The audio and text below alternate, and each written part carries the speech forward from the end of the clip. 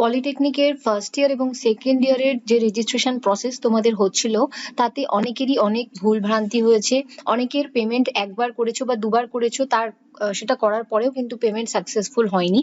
তো সেই সমস্ত স্টুডেন্টস যাদের কোনো রকম কোনো সমস্যা হয়েছে তাদের জন্য এই নোটিফিকেশন কাউন্সিলের তরফ থেকে তোমাদের জন্য নতুন নোটিফিকেশন প্রকাশ করা হয়েছে। তো এটাতে বলা হয়েছে, with reference to the notification 15th ফেব্রুয়ারি 2023 তোমাদের যে রেজিস্ট্রেশনের নোটিফিকেশন বেরিয়েছিল, সেটাতে অনেক স্টুডেন্টের কিন্তু ফর্ম ফিল আপে অনেক রকম এরর এসেছে এবং অনেক রকম সমস্যা হয়েছে।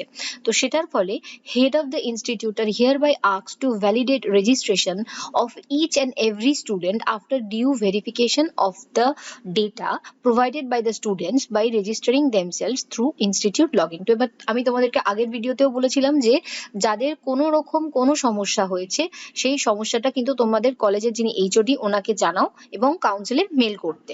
সো এই মুহূর্তে যে সমস্ত স্টুডেন্ট কিন্তু এখানে তোমাদের একটা মাথায় রাখতে হবে যে স্টুডেন্টের নেম, গার্জিয়ানের নেমের যদি কোনো স্পেলিং মিস্টেক হয়ে থাকে, তোমাদের আধার নাম্বারের যদি কোনো মিস্টেক হয়ে থাকে এবং তোমাদের ফোন নাম্বারে যদি কোনো রকম কোনো মিস্টেক হয়ে থাকে, এই চারটে মিস্টেক ছাড়া যদি কোনো মিস্টেক হয়ে থাকে সেটা কিন্তু তোমাদের ইনস্টিটিউট থেকে করে দেওয়া হবে।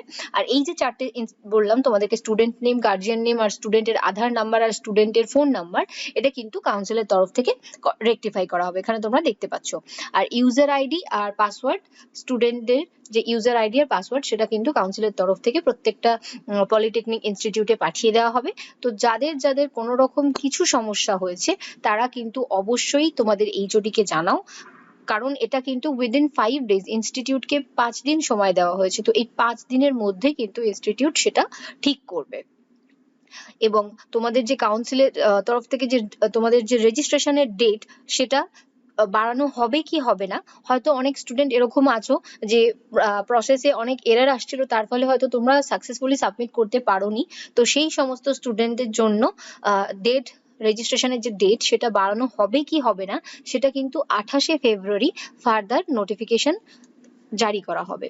তো decision regarding extension of the date of student registration if any, মানে এটা শিওরিটি নেই যে দেওয়া হবেই, যদি হয় if any will be taken after 28th February. তো তোমাদের তরফ থেকে যে সমস্ত স্টুডেন্টরা রেজিস্ট্রেশন এখনো পর্যন্ত করতে পারোনি কোনো না কোনো কারণে, তাদের জন্য যদি ডেট বাড়ানো হয় সেটা তোমরা 28শে ফেব্রুয়ারি পরে জানতে পারবে।